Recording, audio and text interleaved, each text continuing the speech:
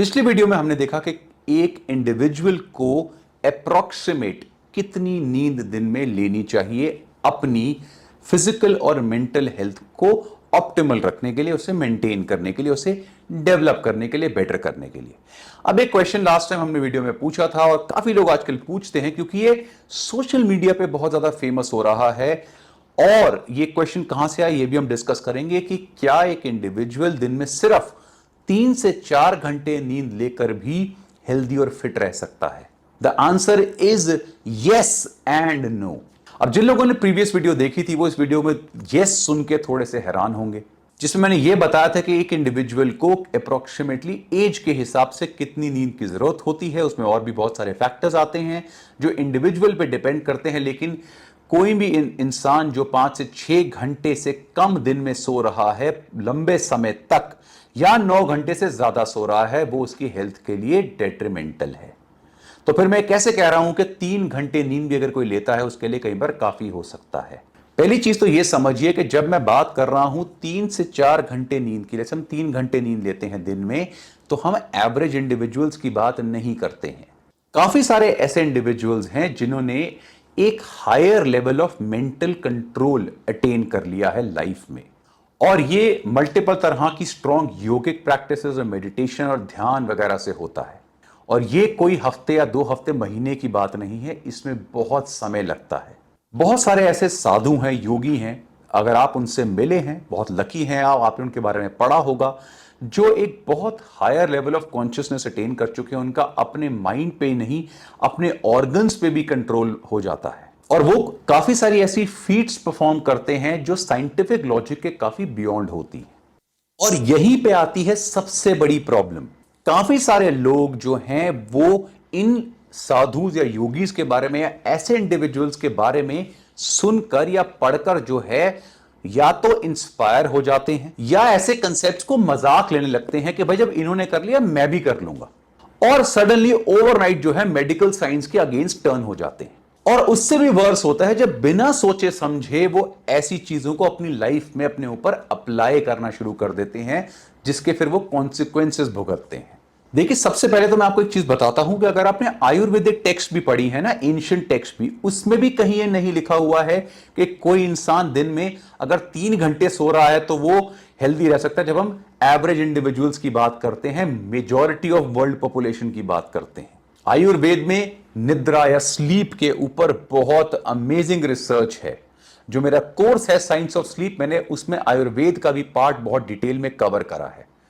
उसमें आचार्य चरक या वाग्भट या आचार्य सुश्रुत और ऐसे बहुत सारे जो आयुर्वेदाचार्य हुए हैं, उन्होंने कभी भी ये नहीं बोला है कि आपको दिन में सिर्फ 3 ही घंटे नींद चाहिए। उन्होंने अपनी स्लीप को बेटर करने के लिए बहुत सारे तरीके बताए हैं। अगर आपको कोई स्लीप में प्रॉब्लम्स हैं, कोई मेडिकल इश्यूज हैं जो उस समय भी थी, तो उसको भी आप कैसे ठीक कर सकते हैं और बेटर स्लीप ले सकते हैं, ये सब कुछ आयुर्वेद में भी दिया हुआ है।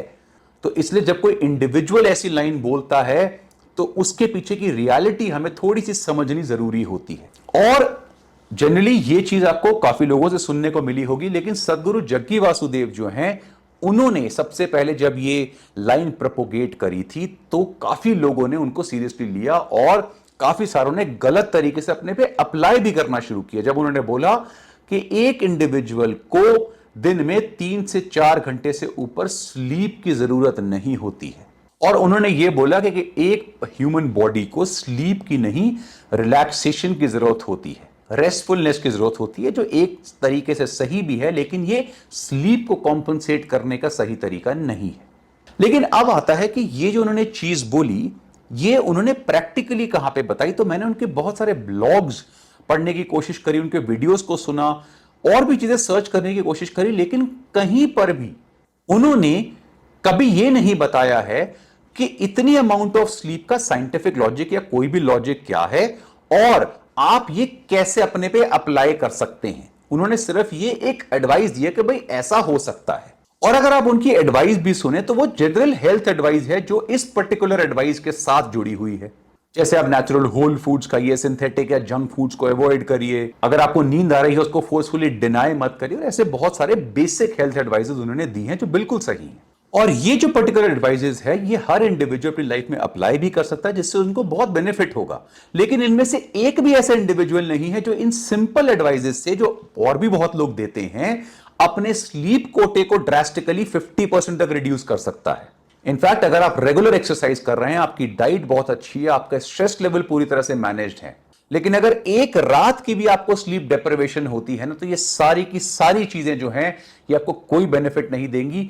आपको एकदम पता लग जाएगा। कोशिश करके देखिए, सिर्फ एक रात की नींद जो है जब आपकी इफेक्ट होती है, वो कैसा लगता है आपको खुद को पता होगा, मैक्सिमम इंडिविजुअल्स को।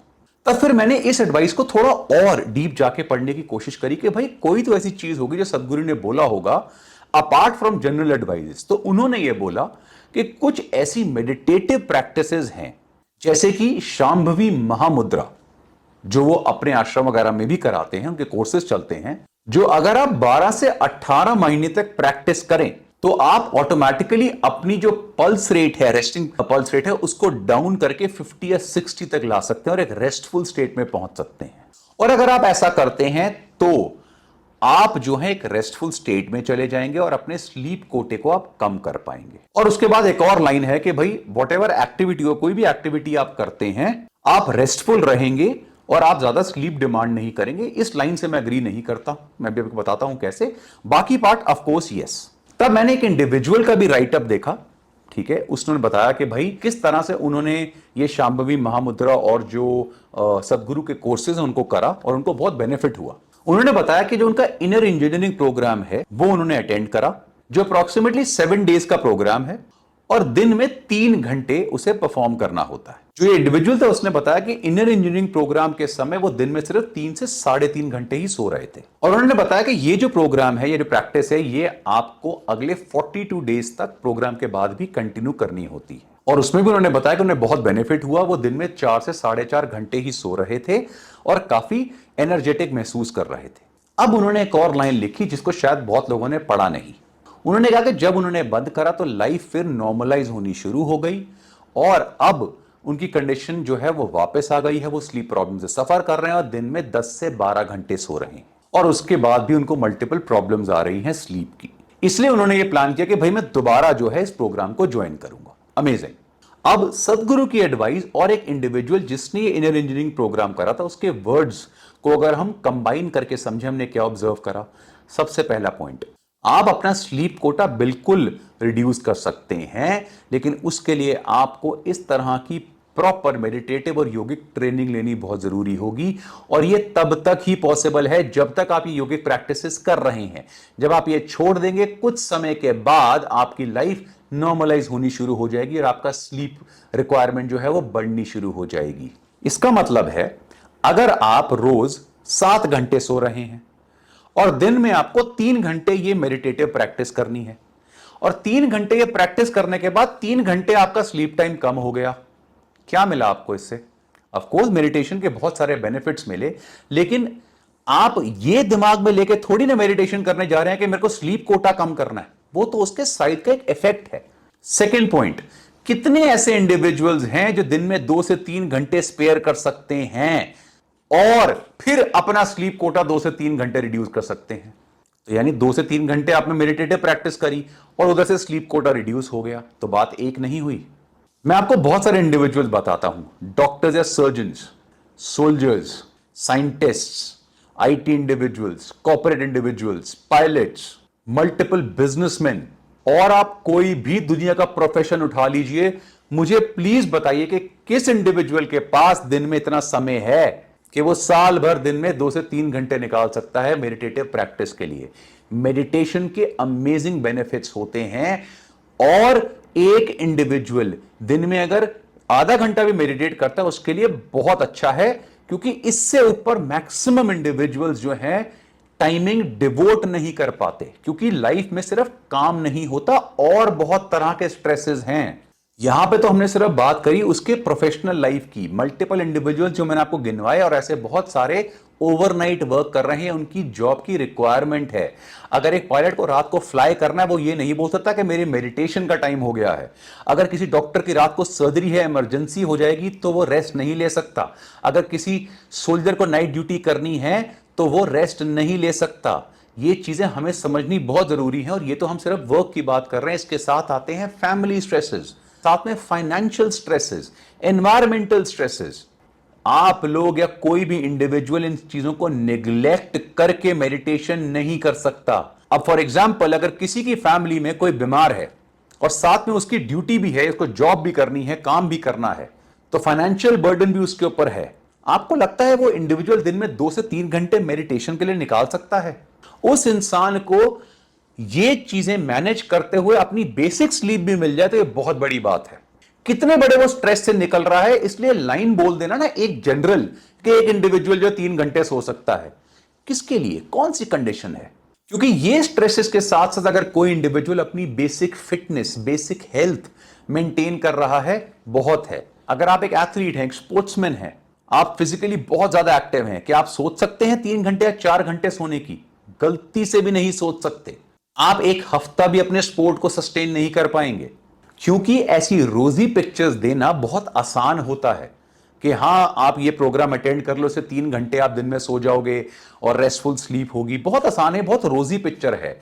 चैलेंज होता है इन सारे स्ट्रेसेस को हेड ऑन एक मैन और वुमेन की तरह फेस करना, जो मैक्सिमम लोग बिना क्लॉजेस लगाए इम्प्रैक्टिकल तरीके से एडवाइस दे रहे हैं। आप ये ऑब्जर्व करिए कि क्या ये जो सारे स्ट्रेसेस आपकी लाइफ में है और जो आपके फ्रेंड्स या रिलेटिव उनकी लाइफ में है, क्या उस इंडिविजुअल की लाइफ में है?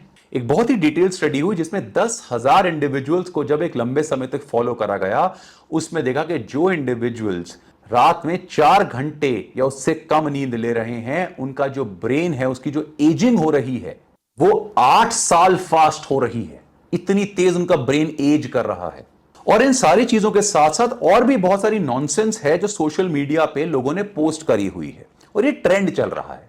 और जनरली ये जो सारी के सारे आर्टिकल्स होते हैं या ऐसे वीडियोस होते हैं ना, ये आते हैं एक टाइटल के अंदर कि sleeping habits of the rich, genius and successful.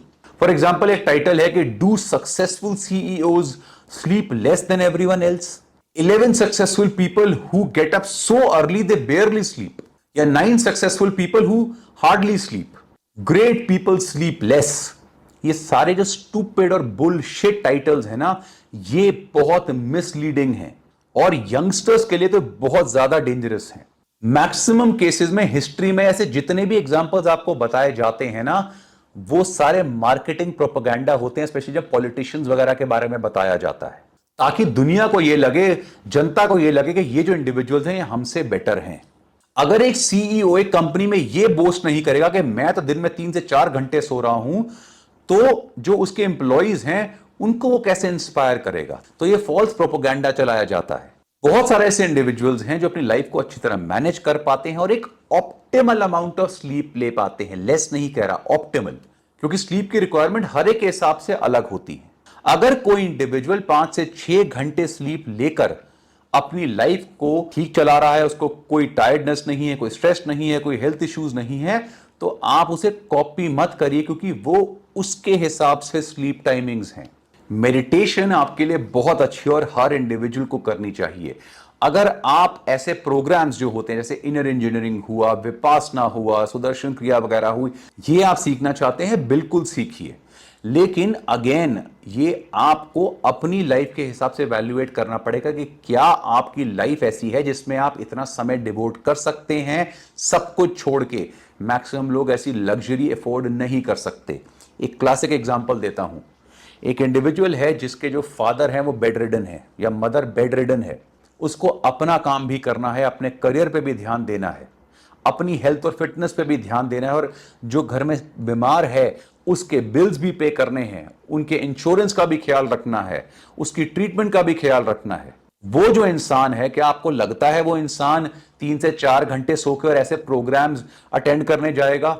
उसके लिए सबसे बड़ी मेडिटेशन, सबसे बड़ी तपस्या और सबसे बड़ी ब्लेसिंग है कि वो अपने पेरेंट्स की या ऐसे किसी इंडिविजुअल की टेक केयर कर रहा है। अगर आपके घर में किसी को ऐसी प्रॉब्लम है, अगर आपका अपना करियर सफर कर रहा है, अगर आपके साथ कोई भी ऐसी मल्टीपल प्रॉब्लम्स है और उसको आप लात मार के ऐसे प्रोग्राम अटेंड करने जा रहे हो, तो you need to really check your brain, because आप फिर प्रॉब्लम से भाग रहे हो। ऐसे प्रोग्राम्स करने से आपको कोई फायदा नहीं होगा अगर आप ऐसी सिचुएशन को लात मार के उससे भागकर ऐसे प्रोग्राम में जाते हो।